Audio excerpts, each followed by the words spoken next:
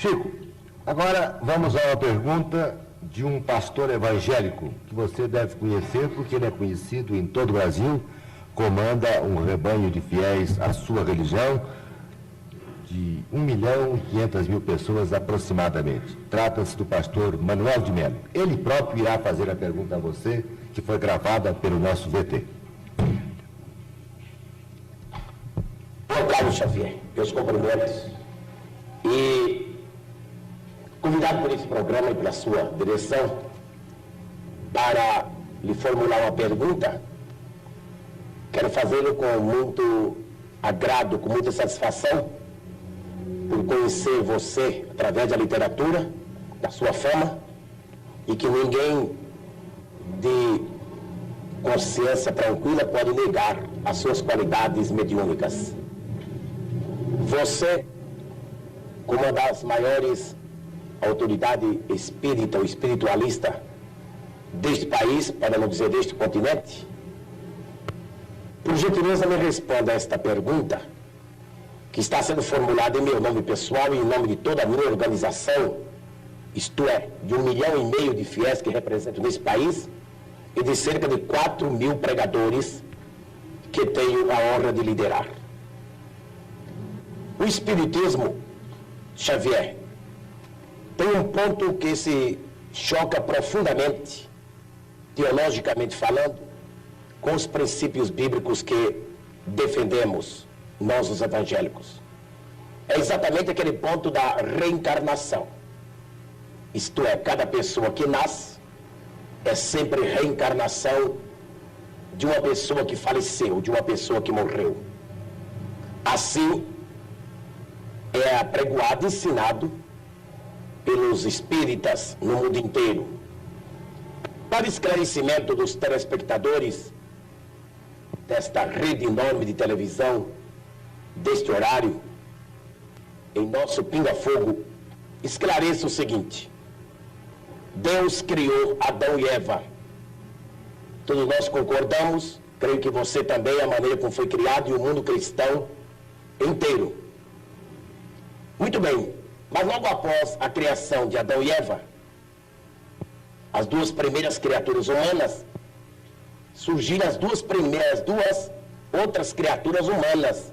São os dois filhos de Adão e Eva, Abel e Caim.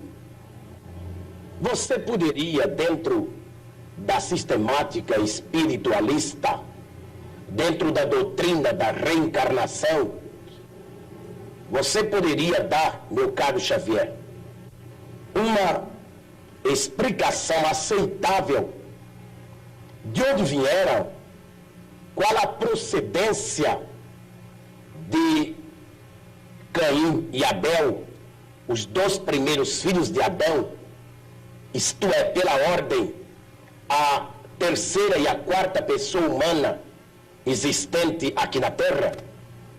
Responda-me. E eu gostaria que os milhões de telespectadores que assistem agora a você com tanta atenção, devido à fama do seu nome e as qualidades insofismáveis que você as tem, responda a procedência e como essas duas criaturas humanas vieram à Terra, Abel e Caim. É somente isto e muito obrigado. Ô Chico, a pergunta é um pouco longa, mas você entendeu bem, né? Entendi. Então...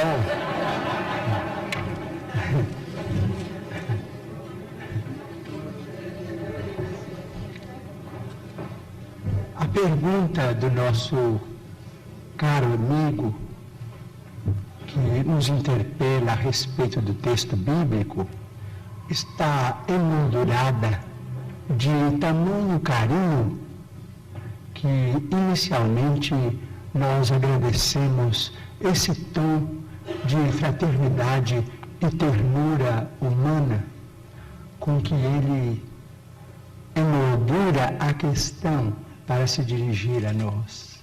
Muito obrigado ao nosso caro pastor evangélico, senhor Manuel de Melo, que nós todos admiramos como sendo o orientador desse grande e brilhante movimento que é Cristo para o Brasil. mas sem desejar fazer contra-perguntas, porque às vezes a contra-pergunta não é uma prova de consideração para quem perguntou, mas a Bíblia é o nosso livro santo, livro de todos os cristãos.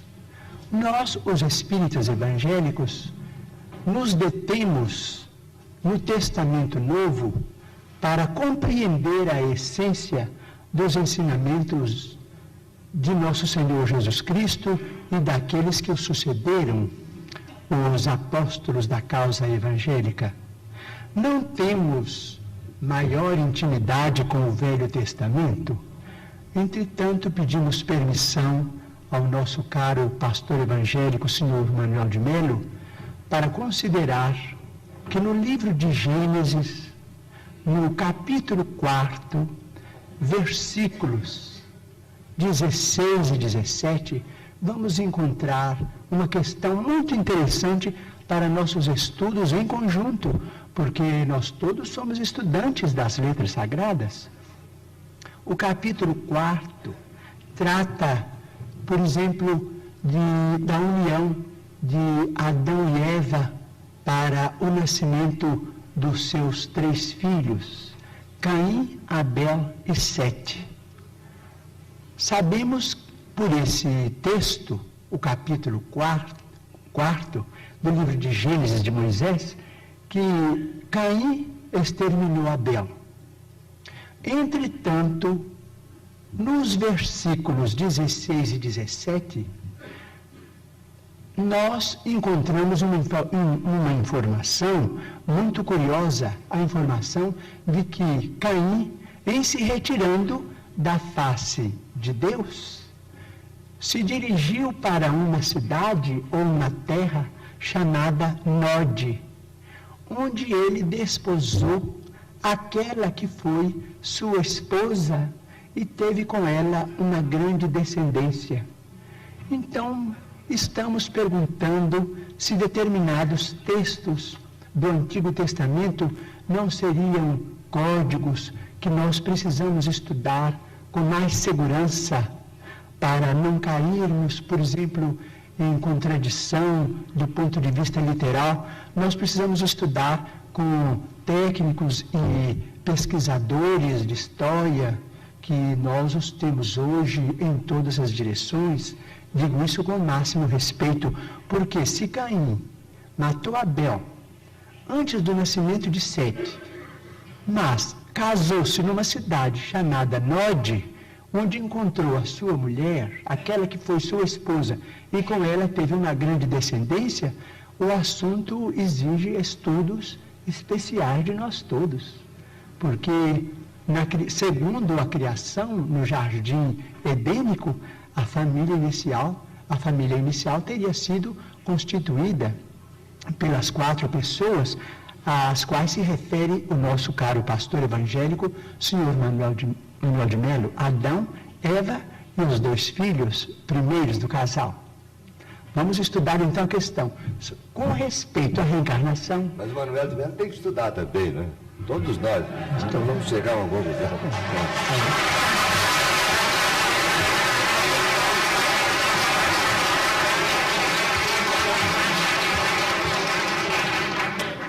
Bom, com respeito à reencarnação, posso dizer? Pode, Chico. Com respeito à reencarnação, nós, os espíritas, estamos diante de uma realidade inconteste para nós.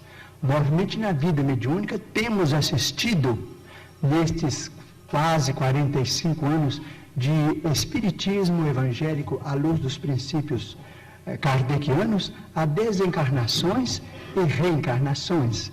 Mas permitimos-nos também perguntar ao senhor Manuel de Melo, nosso caro pastor evangélico, senhor da pergunta, e também aqueles que fazem objeções contra os princípios da reencarnação, permitimos-nos perguntar sobre o sofrimento das crianças.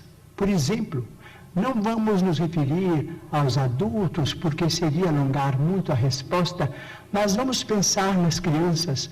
Por exemplo, nós, os espíritas, muitas vezes encontramos determinados casos de suicídio, e às vezes suicídio acompanhados de homicídio, ou às vezes apenas de homicídio.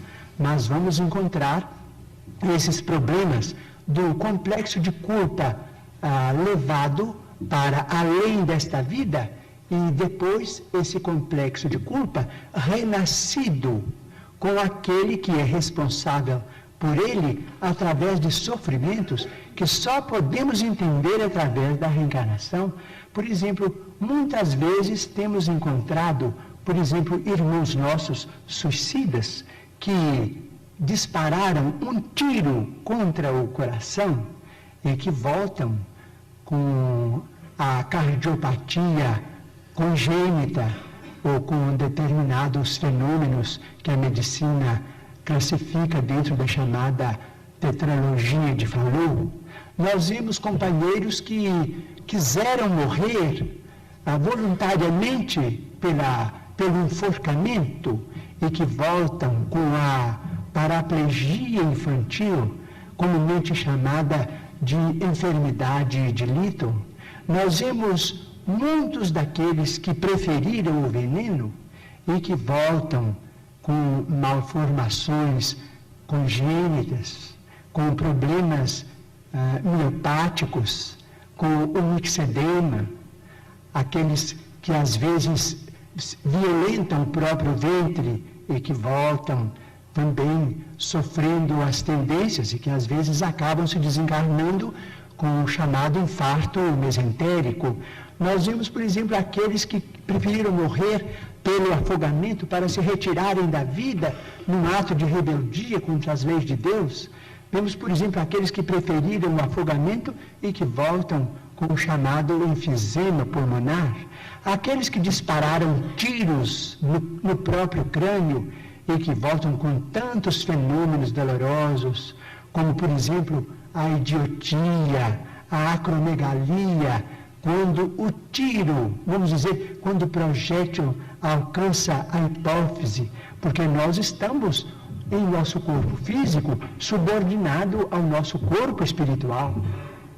Então, principalmente nos fenômenos, os fenômenos decorrentes do suicídio por tiro no crânio são muito dolorosos, porque vemos a surdez, a cegueira, a mudez congênitas, e vemos este sofrimento em crianças incompatíveis com a misericórdia de Deus, porque nós sabemos que Deus não quer a dor. Diz Emmanuel, se Deus quisesse a dor, Ele não teria nos dado anestesia através da medicina. A dor é uma criação nossa.